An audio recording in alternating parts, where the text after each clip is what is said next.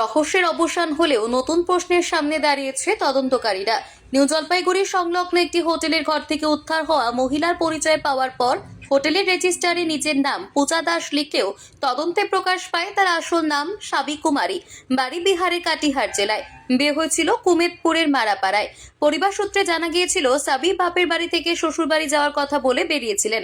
এরপর থেকেই তার সঙ্গে যোগাযোগ বিচ্ছিন্ন হয়ে যায়। পরিবারের সঙ্গে সর্বশেষ কথা হয়েছিল 20 অক্টোবর।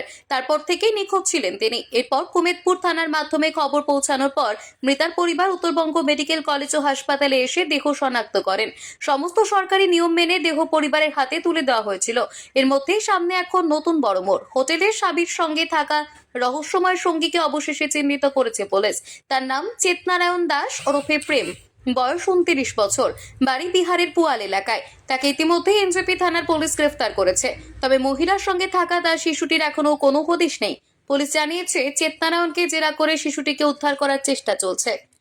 एक जरूरी सूचना, 11 वर्षों के अधिक अनुभवी MBBS DNB general surgeon, MNAMS DNB vascular surgeon, NIMS FEVS Austria FIVS degree प्राप्त हैदराबाद के चिरंजीवी अस्पताल से डॉक्टर संजीव राव अभी बैठ रहे हैं सिलीगुड़ी प्रधान नगर सुरक्षा डायग्नोस्टिक सेंटर में। हर महीने 2 डॉक्टरों सिलीगुड़ी में उपलब्ध रहेंगे। 9273 97794 नंबर पर संपर्क कर सकते हैं। धन्यवाद।